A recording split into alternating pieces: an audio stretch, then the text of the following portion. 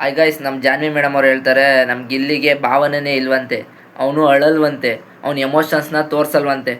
ನೋಡಿ ಮೇಡಮ್, ನೀವು ಒಂದು ಹೆಣ್ಣು, ನಿಮಗೆ ಎಲ್ಲಿ ಅಳಬೇಕೋ ಅಲ್ಲಿ ಅಳೋಕ್ಕೆ ಬರೋದಿಲ್ಲ. ನೀವು ಬೇರೆದಿರೋ ಟೈಮಲ್ಲಿ ಗೊಳೋ ಗೊಳೋ ಗೊಳೋ ಅಂತ ಅಳೋಕ್ಕೆ ನಿಮ್ಗೆ ಬರುತ್ತೆ.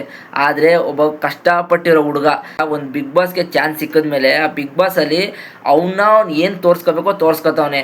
ಅವ್ನು ಸುಮ್ಮನೆ ಬೇಕಾದ್ರೆ ಎಲ್ಲೆಲ್ಲೋ ಅಳೋದು, ಸುಮ್ಮನೆ ಸಿಂಪತಿ ಕ್ರಿಯೇಟ್ ಮಾಡೋದು. ಸರ್ ಇವತ್ತು ನಾನು ಹತ್ಬಿಟ್ಟೆ ಸರ್, ಬಂದು ಸಾರಿ ಕೇಳಿ, ಅಲ್ಲಿ ಅಶ್ವಿನಿ ಮೇಡಮ್ ಅಳ್ತವ್ರೆ, ಬಂದು ಸಾರಿ ಕೇಳಿ ಅಂತ ಹೋಗಿ ಕೇಳ್ದಲ್ಲ ನೀನು. ಆ ಥರ ನಮ್ಮ ಗಿಲ್ಲಿ ಅಲ್ಲ. ಗಿಲ್ಲಿ ಯಾವತ್ತೂ ಅಳೋದಿಲ್ಲ. ಅವ್ನು ಯಾವುದೇ ಕಾರಣಕ್ಕೂ ಅವ್ರ ಅಪ್ಪ ಫೋನ್ ಮಾಡಿದಾಗಲೇ ಹತ್ತಲಿಲ್ಲ ಅವನು. ನಿಜವಾಗ್ಲೂ ಗಿಲ್ಲಿನೂ ಅಷ್ಟೇ, ಎಲ್ಲ ಮನಸ್ಸಲ್ಲೇ ಇಟ್ಕೊತಾನೆ.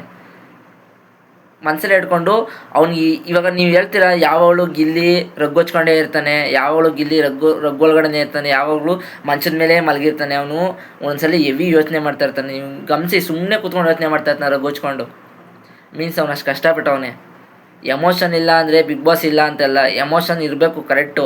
ಆದರೆ ಎಮೋಷ್ನಲ್ ಇಲ್ಲದೇ ಇರೋ ವ್ಯಕ್ತಿನೂ ಒಬ್ಬ ಇರಬೇಕು, ಅದೇ ನಮ್ಗೆ ಇಲ್ಲಿ. ಏನಂದರೆ ಅವ್ನಿಗೆ ಎಮೋಷನ್ ಇಲ್ಲ, ಅವ್ನು ಹೆವಿ ಕಷ್ಟ ಬಿದ್ದವನೇ ಜೀವನದಲ್ಲಿ.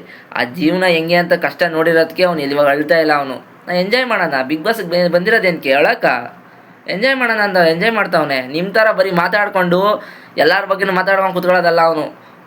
ಎಲ್ಲರ ಬಗ್ಗೆನೂ ಮಾತಾಡ್ತಾನೆ, ಎಲ್ಲರ ಬಗ್ಗೆನೂ ಯೋಚನೆ ಮಾಡ್ತಾನೆ. ಲಾಸ್ಟಲ್ಲಿ ಅವನೇ ಸೈ ಅನ್ಸ್ಕೊತಾನೆ. ಅದು ನಮ್ಮ ಗಿಲ್ಲಿ ಗುಣ. ಗೈಸ್, ಗಿಲ್ಲಿ ಬಗ್ಗೆ ಇದನ್ನು ಹೇಳಿದ್ದೀನಿ. ನಿಮ್ಗೇನು ಅನಿಸ್ತು ಅಂತ ಕಮೆಂಟ್ ಮಾಡಿ. ವಿಡಿಯೋ ಇಷ್ಟ ಆದರೆ ಮಾತ್ರ ಲೈಕ್ ಮಾಡಿ, ಇಲ್ಲ ಸ್ವೈಪ್ ಮಾಡಿ. ಬಾಯ್, ನೆಕ್ಸ್ಟ್ ವಿಡಿಯೋದಲ್ಲಿ ಸಿಗೋಣ.